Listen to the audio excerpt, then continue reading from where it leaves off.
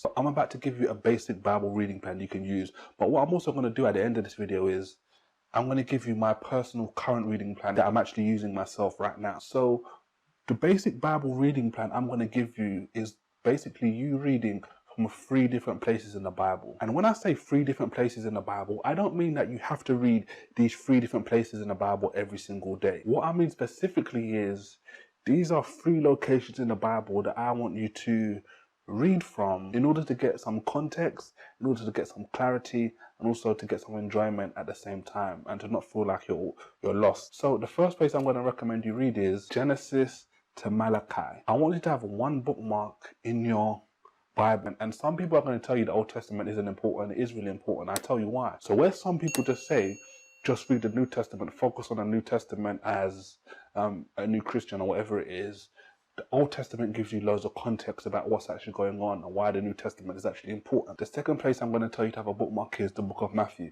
And I'm going to suggest you read from Matthew to the end of Acts of the Apostles, because this is sort of like the history in the New Testament, okay? You get the 4 Gospels and you also get insights into the early church and the things they were going through, okay? And it slowly transitions into Paul and his journey. And this is great because not only will you be getting the Old Testament understanding, you're also going to be spending time reading the Gospels and actually reading what the early Christians were actually doing. And finally, the third bookmark I want you to have is in the book of Romans, and I want you to read from Romans to Revelation. Now, why is this important? This is important because not only are you going to get the Old Testament history while you read through the Old Testament, you're also going to get context and insights into New Testament history, so to speak, reading through the 4 Gospels and Acts. And then to conclude this scenario, you're also going to start getting into the specific letters that these early followers of Jesus, okay, and powerful men of God that did great work, basically wrote to those churches and gave them guidance. So reading from Romans to Revelation is another great thing. Now, as I said already, I've given you 3 different places, and I'm not saying that you have to read all 3 of those every single day. You can decide if you want to say, you know what, every single day I'm going to read 1 chapter here, 1 chapter here, and 1 chapter here. You can do that. Another thing you can decide to do is say, you know what, every single day I'm just going to choose 1 place and read 1 chapter. The fundamental thing I want you to do is to just have these bookmarks in these places and just read to the right. And when you get to the end, you just do it again if you want.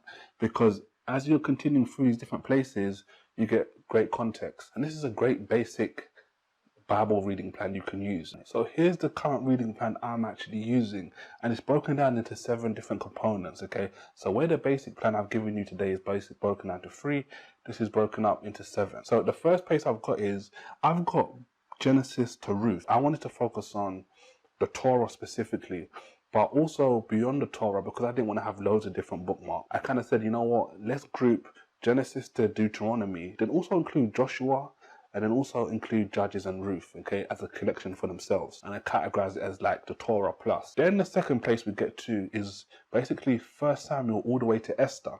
And basically what we see here is where we start to see the Israelites go under a king, okay, so it's a great stepping stone to start from, all the way to Esther, where the Israelites are spread out all the way to Persia and Media and all that kind of stuff, and also come back to Jerusalem. The next place we cover is Job to the Song of Solomon, which is commonly classified as the poetical books. Next we focus on, which is kind of categorized as the major prophets, Isaiah to Daniel. Then we go to number 5, which is the minor prophets, okay, which are the smaller in size prophetical books, Hosea to Malachi. So the first 5 here are basically breaking up the Old Testament.